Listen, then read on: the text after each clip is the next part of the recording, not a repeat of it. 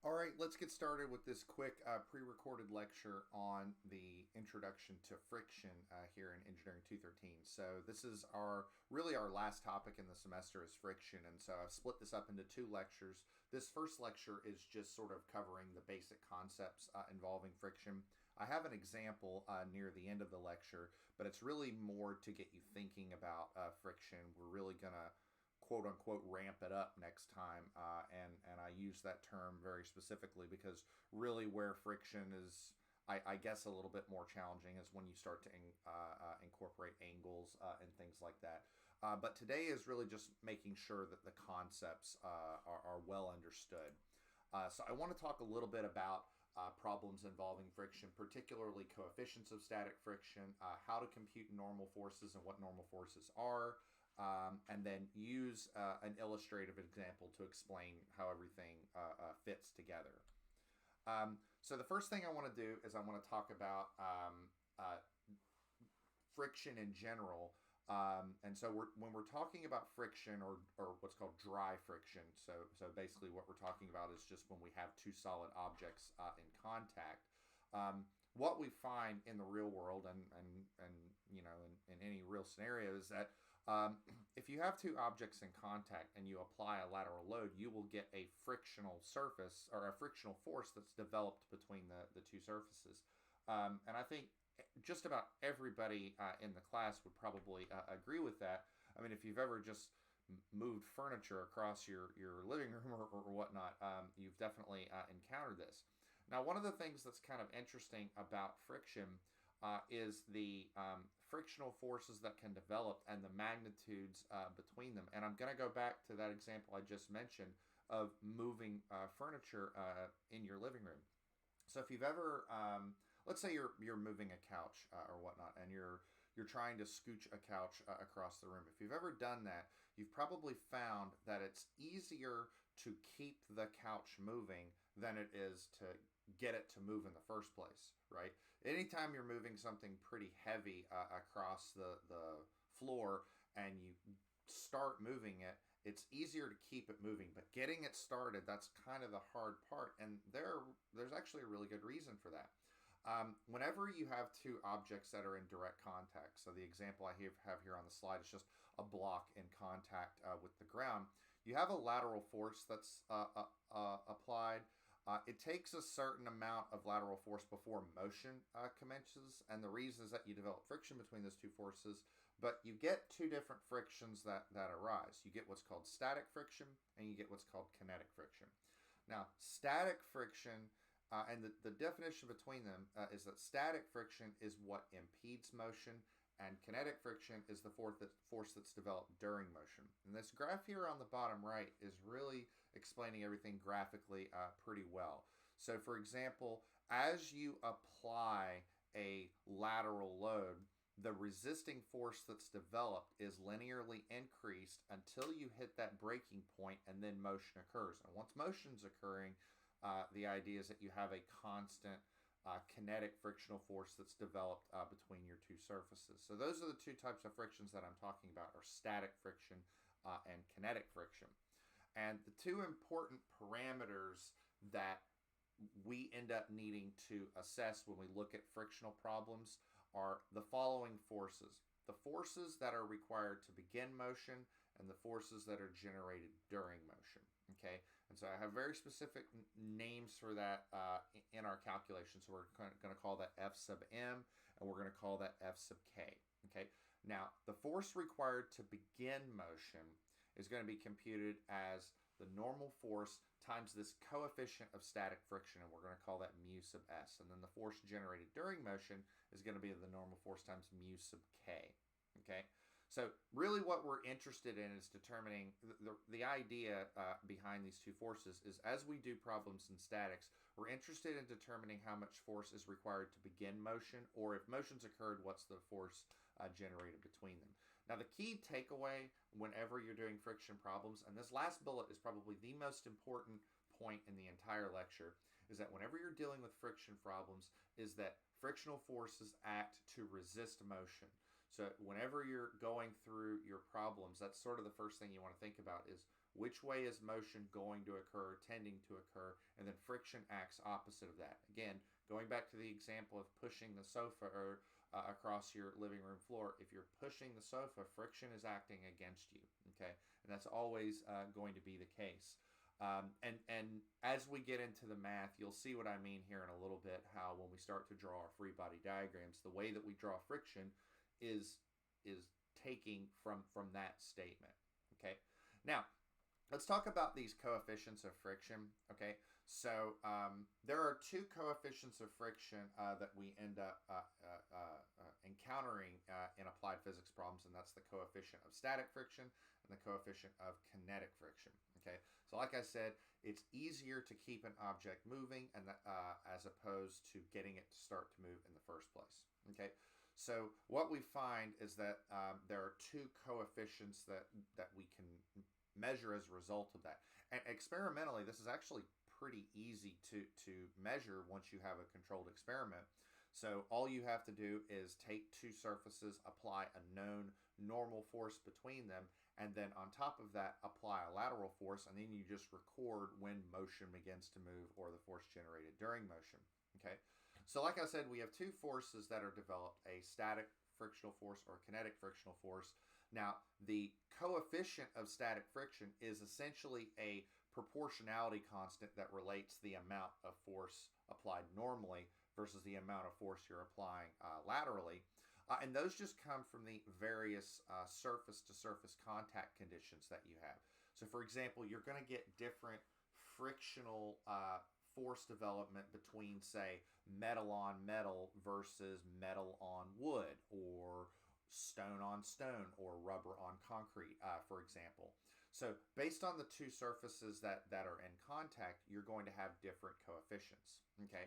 So the first thing we'll do is we'll talk about coefficients of static friction. So again, that's the force before motion begins. Most of these you can probably look up. What you'll find also is that if you're, and this is something that you'll see maybe in later courses, is that dependent upon the scenario, you might have design codes and standards that actually specify these frictional constants for you. There's a good example of that in the land of steel design. If you're actually counting on friction between fang surfaces for slip critical bolted connections as an example, the coefficient of static friction is specified in a given specification dependent upon your surface conditions and whatnot. And you'll probably find that in other disciplines as well, dependent upon what you're looking at. Now, the coefficient, so again, remember that static friction is always going to be higher, or the force developed before motion begins compared to the force during motion. That force is always going to be higher. And so you can compare that by looking at your coefficients. What you'll find is that the coefficient of static friction is always higher than the coefficient of kinetic friction. It's usually by a difference of around 75%. So for example, your mu sub S might be about 0.3 and your mu sub K might be about 0.25, something like that. It just depends on your surface conditions. Don't take that to the bank. That is generally a rule of thumb. So if, for example, mu sub K is 80% or 85% or 70%, don't think that's wrong. It just depends from surface to surface. And for the problems that we deal with in this course, you'll either be given your mu value or it might be something you need to solve for, but it's not really anything that you're not going to have available in a given calculation. Now, the mu values are pretty easy. They're either lookups or maybe something that you solve for. The normal force is probably the most challenging component, especially when you start introducing trig into the scenario. But essentially what the normal force is the amount of normal components of the forces that are applied to the system. And so it's really easy to think about if you're looking at, let's say, a surface that's flat. If I have a box, let's say on a flat plane, it is applying a weight downwards. The plane is responding with a normal force acting upwards. And so that normal force, the magnitude of that is essentially equal to the weight of the box. But as you start taking the box or the plane, let's say, and putting it at an angle, so if let's take a look at this diagram and let's just assume for simplicity that load P does not exist. Let's say that load P is gone, okay? So imagine the weight is applying a force to that plane. And keep in mind, weight always acts downward in the direction of gravity. But as that plane changes inclination, some of that weight is going to be acting along the ramp, and then some of that weight is going to be acting normally to the ramp. Okay, and so again, the normal force is just the plane's reaction to the forces that are being applied to it. And so if we take that P force as an example, we would need to determine its force that's normal to the plane. And again, the term normal, we're just it's a 3D representation of basically saying perpendicular to the plane, if you will. So for this problem, what we'd have to do is we'd have to split the W and the P load into what I'm calling X and Y components. And I'm using the term X and Y very, I don't want to say loosely, but I'm using quotation marks there, because really what I'm talking about is X along the ramp and Y perpendicular to the ramp. We don't need to worry about that for this lecture. We'll talk about that when we come back from break, but I really just wanted to plant that thought into your head for what we're going to do when you come back. Today, though, I don't really want to deal with trig. I want to keep the problems really basic and really simple. And I have a somewhat humorous example. This is going to be my thought experiment example, as it were. Okay, so let me pull up my notebook here to kind of explain what's going on, because I already have this pulled up here. So I have a 100 Newton force that is acting on a 50 kilogram crate that's placed on the floor. Okay, so if you look here, I've got this floor here, and I have this 50 kilogram crate, and you can see how I've got the 100 Newton force sort of hung on there. So the idea is like there's this pulley that's applied downward, and there's a rope here. We're not going to worry about friction in the pulley. You can kind of see what I've got going on here. I've given you the coefficients of friction, mu sub s and mu sub k, respectively. And here I've got one of our favorite video game characters. I've got Yoshi. Yoshi is standing right here at the ready to quote-unquote do something to this crate. And basically what I'm going to ask of Yoshi is whether or not Yoshi's going to push on this crate. And by the crate, I'm talking about the blue 50 kilogram crate. So I'm going to ask Yoshi whether or not Yoshi's going to push on this crate, or whether or not Yoshi is going to pull on this crate. So that's sort of what Yoshi is there for. Okay. Now, one of the things that we're going to look at throughout this example is this term F sub F, and F sub F is just how much friction is generated between the crate and the floor, because that's going to sort of be the star of the show. And not just force per se, but force and direction is going to be very, very important. Okay. Now, there's not really a lot to say right now, because here's just a scenario. Here's a box, here's a rope, here's 100 Newton force pulling it, and here's Yoshi. I guess the point is, what am I asking? Okay. Well, if you go to this follow-up slide, I'm actually asking a lot. Okay, so let me go back to the slideshow here. So if I go to the slideshow, I have a lot of questions associated with this this example. And so each of these questions I want you to think of as an individual problem. Okay, so we're going to take each of these problems one at a time and address them step by step. Okay. So I'm really going to take my time with the math on this, but again, I really want to make sure that this problem makes a lot of sense. It's not a super challenging problem once you understand the concept. Really, again, the main issue is just making sure that you get the ideas behind what we're doing here. Oh, I don't know what happened there. Let me take that, make that a little smaller. Okay. So before we get into the individual questions, I want to go through and make sure that we're calculating some base values correctly when we do these calculations. We're going to refer to some of these base values throughout the later steps, but I want to take some time. Oh, keyboard, go away. I want to take some time and make sure that we're handling this problem appropriately. Okay, the first thing that I'm going to do before we go into any of the friction calcs is handle something right off the bat. And that's this right here. Okay, we need to be dealing in forces. Okay, so the first thing I'm going to do is I'm going to compute the weight of this box. The weight of this box is going to equal mg, okay, which is going to equal 50 kilograms times 9.81 meters per second squared. Okay, and I've got that calculation right here. That's 490.6 newtons. Okay. So we need to handle that right now. It's a really easy thing to miss, so make sure that we're handling that appropriately. I think I had another decimal place there. Let's fix that. Okay, so we know the box is applying a weight of 490.5 newtons to the floor, right? So if here's the floor, here's the crate is applying a weight of 490.5 newtons, okay? If that was the only force on our system, the crate would just fall through the floor. But we know that's not going to be the case, regardless of anything with friction, because we know the floor is responding with a normal force acting upwards. I mean, if I have a box sitting here on the floor, the box is applying a weight downward, the floor is responding with a force upward.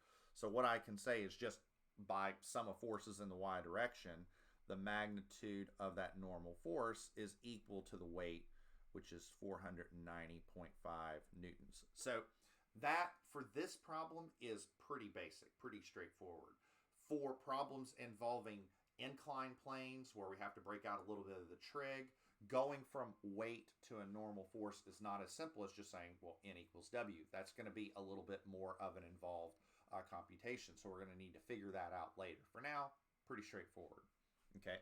Now, what I'm going to do also before we move past this is I'm going to use these coefficients of friction. So we were given a mu sub s and a mu sub k. I'm going to use these coefficients of friction to compute two fundamental forces, and I mentioned these forces at the very beginning of the problem, and that's F sub m, and I'll leave the vector notation off since we're just talking about magnitudes right here, and F sub k. Now, to be clear, let's remember what these are. F sub m is the maximum force that I can develop between these two planes before motion occurs, okay? And that's going to be mu sub s times n, which is mu sub s is 0.25 times 490.5 newtons, and that ends up equaling 122.625.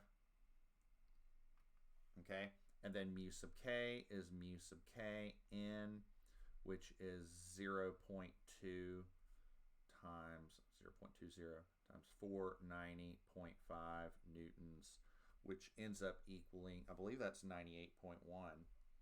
Yep, sure enough, 98.1 newtons. So these are just some base value computations that we're doing before we move on to the later part of the problem. So just to make sure, again, that we're clear, so we've got our weight computed, we've got our normal force, and then we have our two frictional forces. The maximum force that we can develop before motion occurs, which is about 122.6 newtons. And then if we have motion, if motion occurs, then the kinetic force is 98.1 newtons. Okay, now again, these are sort of our baseline values for how much friction we could generate. It does not mean we are going to generate either F sub m or F sub k in every scenario. We're going to take each scenario one at a time and make sure that we're assessing it appropriately. So let's get into that. Let's actually start looking at some of these problems. Okay, so the first question asks, will the crate move on its own? Okay, and if not, what is the frictional force? So you can probably guess what the answer is just by the way that this is worded, but let's take a look at what's going on here. Okay, so let's look right here. So here's the crate. Okay, here's the crate. Okay, now if I take this crate, let's go back to the very beginning of the problem. Take Yoshi out of the equation. Right now, anytime I look at this crate, it's going to have a 100 Newton force applying this way every time, okay? Because that's what this 100 Newton force is doing, okay? So let's think this through, okay? So 100 Newtons, right? So the question's asking, will the crate move on its own? So which direction would the crate move if it were to move on its own? Here's the crate. If I've got 100 newtons pulling on it that way, well, it's going to want to move that way. It's going to want to move to the right because that's the way the 100 newtons force is pulling it. But if it wants to move to the right, which way is friction acting? Friction acts opposite of intended motion. So if I'm yanking on the crate with 100 newtons, then my F sub F is the amount of friction that I'm going to get, is going to act in the opposite direction. Okay, now let's just look at this scenario. This is the scenario. Okay, now let's just treat this like a static equilibrium problem. If I were to sum forces in the x direction, what would I get? I would get negative F sub F plus 100 newtons is 0. So F sub F is 100 newtons. Pretty simple. Now the question is that possible? Okay. Well, let's go back to right here. Okay. So what the problem is saying, what this value is saying, F sub M, is that here's my crate. Here's my crate. I take the crate and I push on it with a force of 100 newtons. Is it going to move? The answer is no, okay? Because in order to get it to move, that force has to exceed 122.625 newtons, okay? Now, I know that might be a little confusing the first time you've seen this because that force is bigger than that. It's bigger than the 98.1, which is the force that we developed while the box is in motion, while the crate's in motion. But again, the crate hasn't gotten to motion yet because we haven't exceeded that 122.625 newtons. So the first question that I ask you is, will the crate move on its own? The answer is no, it won't. That 100 Newton force is not enough. It is not. It does not reach the maximum force that will cause motion. So what is F sub F? F sub F is 100 newtons. Okay, and that's the answer to the first question. Again, very basic, very, very simple, very straightforward stuff. Okay, now I'm going to take the problem and I'm going to complicate it a little bit. Okay, so let's look right here. How much force does Yoshi need to use to push the crate into motion? Okay, and that's very, very clear.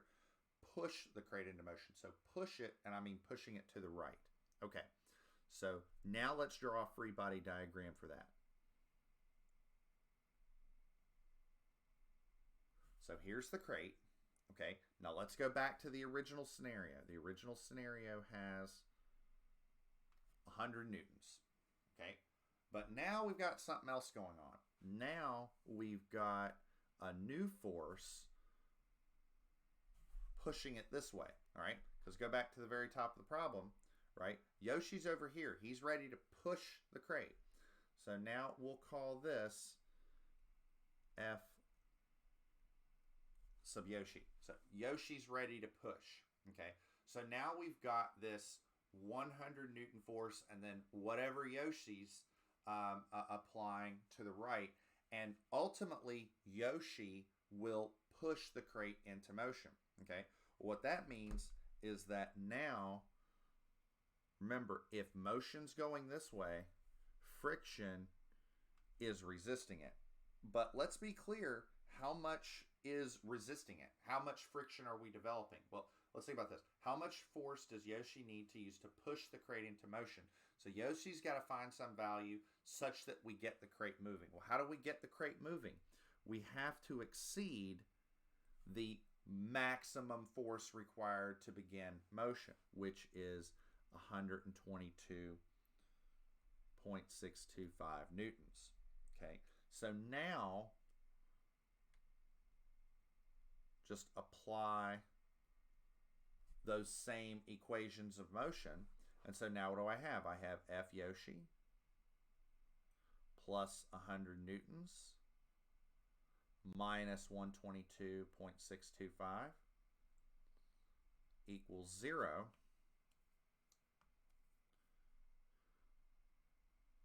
So therefore, F Yoshi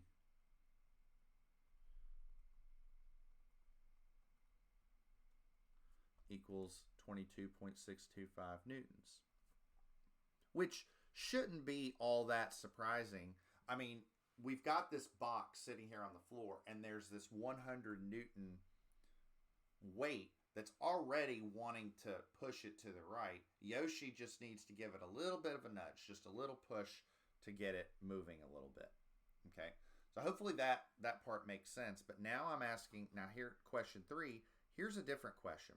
Okay, how much force does Yoshi need to use to pull the crate into motion? To pull the crate into motion to the left. Okay, so now let's draw this free body diagram. Okay, so here's the crate. Okay, and let's not forget, so I'll put crate here. So now we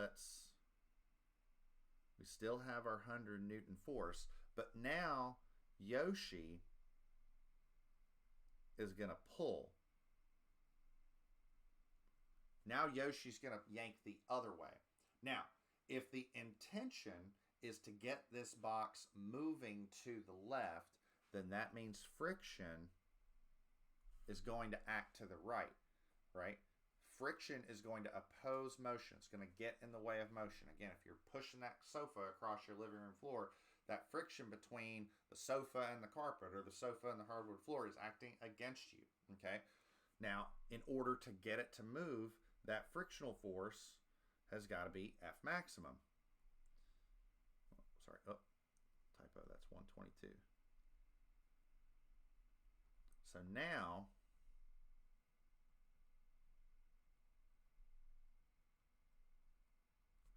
apply that equation of motion. So what do we got? We've got negative F Yoshi. We've got plus 122.625 plus 100. So now F Yoshi is 222.625. Whoop, getting ahead of myself. 0.625 newtons. Which, you know, I think also that probably makes a lot of sense, you know, if you think about the initial problem. So look at the answers that we got for 2 and 3, and this is where Yoshi came into play, right? Look at the initial problem, right? For Yoshi to get that box moving to the right, he really only needs to give it a little bit of a nudge. But if Yoshi wants to get that box moving to the left, he's really got to pull, because he's got to pull and overcome not only the friction between the crate and the floor, but he's also got to overcome that 100 Newton force that's acting against him as well. So there's a lot acting against him to get that box moving to the left. So it stands to reason that that force required to get it to move is going to be a lot higher. Okay. All right. So now let's take things and change it up a little bit. So if the 100 Newton force were increased to 200 Newton force, what is F sub F? Okay. Now, in order to answer this, let's go back to some things. Let's recall F sub M, okay, these are constant values, is 122.625 newtons, okay? That's the maximum force that we can develop between the two surfaces until motion occurs. But once motion occurs, we get a kinetic friction force of 98.1 newtons. So again, that's our maximum force before motion begins. That's the force that we get during motion, okay? Now, here's the crate.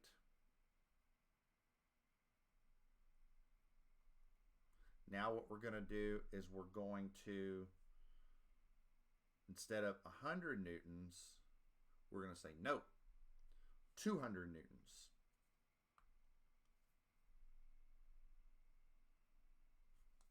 And so now we look at our forces and we say, okay, does 200 newtons exceed the amount of force required to begin motion? Yes. So what I'll say is I'll say 200 newtons exceeds F sub M, okay? And if that's the case, what that means is that motion occurs. Okay? And if motion occurs, that means that box is moving. And obviously. And if the box is moving, then the frictional force that develops is just the force that we get from kinetic friction.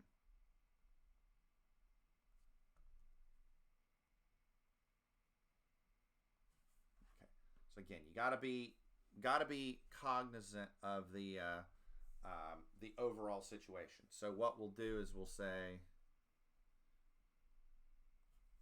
200 newtons is going this way, F sub F is going to the left, but the box is in motion. Okay, so some of you might look at this and you go, wait a minute, is the box in static equilibrium because you've got 200 newtons going to the right and then F sub F, which is 98.1 going to the left? That means the box isn't in static equilibrium. Well, of course it's not in static equilibrium.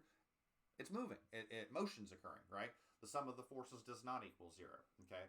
So maybe this is a taste of things to come in Engineering 214 where you start dealing in dynamic scenarios.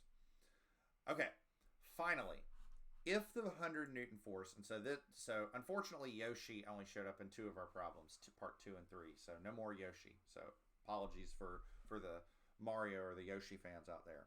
Okay, so here's the last problem.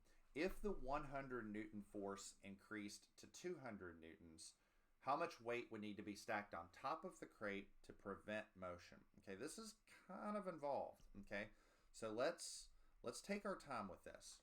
Okay, so let's see if we can draw this out. So here's the floor, right? So we have our crate here, and then on top of that crate, I'm gonna put like a box. Okay, I don't know how much that box needs to be, but let's say that box weighs some value P. Whatever, I'm not sure. Okay, but then we also have the weight of the box acting downward. Okay, now let's be clear on a couple things. Let's remember. So let's recall, or hold on, sorry, get ahead of myself. Note the weight of this box is 490.5 newtons. Now, does that mean in this scenario that the normal force equals the weight? Absolutely not, okay? Because the normal force is resisting all of this, right?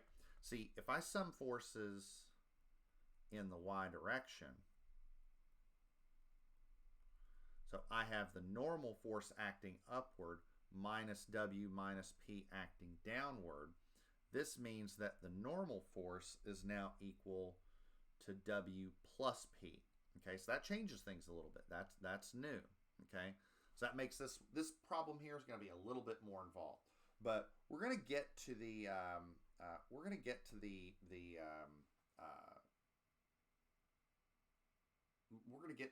normal force here in a second. Right now, I want to go back to the latter part of the problem statement. The problem is saying if the 100 Newton force is increased to 200 newtons, how much weight would need to be stacked on the top of the crate to prevent motion? Okay, so what does that mean? Okay, so we are applying 200 newtons here, okay? And so to prevent motion, let's yank on it, and let's assuming we're getting our worst case scenario of force resisting it, F sub M, right? So idea is, you know, let's just look at this real quick. Let's sum forces in the x direction, right? So if I have negative Fm plus 200 newtons, I get 0. Therefore, F sub M is 200 newtons, right? So in order to prevent motion, I got to be able to develop 200 newtons of frictional force between these two surfaces. And some of you in this video are like, wait a minute, didn't we already solve for F sub M? Didn't we have an F sub M value up here that we've been using this whole time? Well, let's look at that, okay? So F sub M is the coefficient of static friction times the normal force developed between these two surfaces, right? Now, at the very beginning of the problem, there was only one normal force applied to the surface, and that was from the crate. So we took the weight of the crate times the coefficient of static friction, and here we got 122.6 newtons, what have you. But that's not what's going on here. Now we're taking a new force and applying on top of it. So a new force means new normal force, which means new friction, okay? So I'm going to go back down here and I'm going to say, okay, in order to prevent motion, I need to develop a maximum frictional force between these two surfaces of 200 newtons. Well, how do I do that? Well, let's see. I seem to remember that the maximum static frictional force that we can develop is equal to the coefficient of static friction times the normal force. Well, if this is 200 newtons, this is 0.25 times n, right? What I can do is I can say the normal force developed is 200. I know that's probably a little confusing because the units are also with the letter n. 0.25 is 800 newtons. So I need 800 newtons of normal force in order to generate the amount of friction necessary to resist motion. Okay, that's how much normal force that I need. But remember, from up here, so we've got this, but we also have that. We know that the normal force is equal to the weight of the box plus however much we're putting on it. So what that means is that W plus P has got to equal 800 newtons. And I do know the weight of the crate. The weight of the crate is 490.5 newtons. Or sorry, that's supposed to be a plus. Plus equals 800 newtons. So all I have to do is subtract the two. Let's see, let me chug that out real quick. All right, so 309.5 newtons. And so sort of think backwards, from that. So the box weighs 490.5 pounds. If I stack another 490.5 newtons. If I stack another 309.5 newtons on it, that gets me 800 newtons of normal force, which means I can develop 200 newtons of friction between the crate and the surface, which is how much we're applying laterally. So that'll prevent motion. So that's the minimum amount of weight I need. What happens if I stack 100 billion newtons on top of the box? Well, that's going to be a lot of load, but what would happen mathematically, just keeping everything in the same model? Well, the more normal force that I apply, the more friction that I develop, and the less likely motion is going to occur. If I were to apply anything less than this, if I were to put 306 newtons on top of the box, I'd get less than 800 newtons of normal force, which would mean less than 200 newtons of friction that develops between the surfaces. So that's the sweet spot. That's how much force you need, the minimum amount of force that you would need to stack on top of the crate to prevent motion. Okay, so hopefully these are pretty straightforward problems. I think you'll find this isn't all that challenging.